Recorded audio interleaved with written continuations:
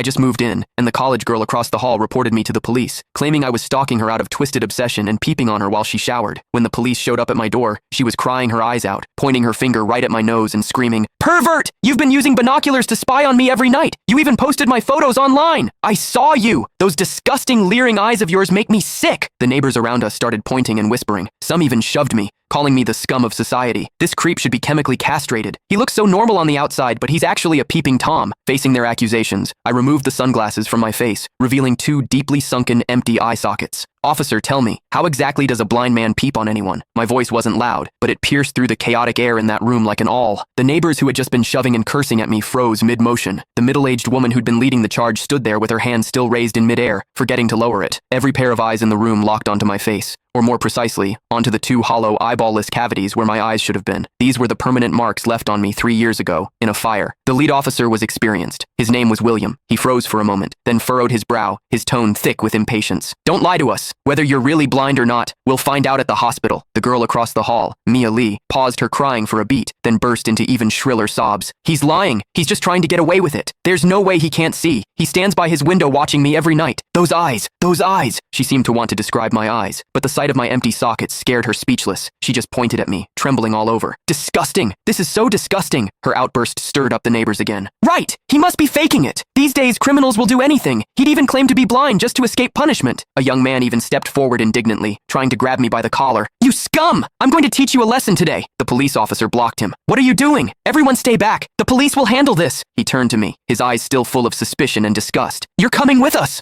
I didn't resist. I calmly held out both hands. Cold metal touched my wrists. Two younger officers flanked me on either side and led me toward the elevator. Behind me, Mia's crying mixed with the neighbors' curses into a chaotic din. "Scum of society! Get out of our community! Hope you rot in prison!" I could see the righteous expressions on their faces. I could also hear the pleasure in their voices as they trampled me into the mud. I stepped into the elevator. The metal doors slowly closed, cutting off the noise from outside. One of the younger officers, probably new to the job, couldn't help but ask me quietly, Are you really blind?" I tugged at the corner of my mouth but didn't answer. The other officer patted his shoulder, signaling him to keep quiet. But I knew that in their minds, the scales had already tipped completely in favor of that tearful young girl. After all, it was a young, pretty, pitiful college student on one side, and on the other, a suspicious man living alone, wearing sunglasses. In their eyes, it was crystal clear who was the victim and who was the perpetrator. What they didn't know was this: sometimes, what the eyes see is the biggest lie of all. And I, a blind man, had seen something that none of them had. For instance, when Mia accused me, her heartbeat was steady, without a single ripple of genuine emotion. The interrogation room at the police station was harshly lit by fluorescent lights, and the air smelled faintly of mildew. I sat on a cold metal chair. Across from me were William and a female officer taking notes. Click the link in my bio to get the full story for free.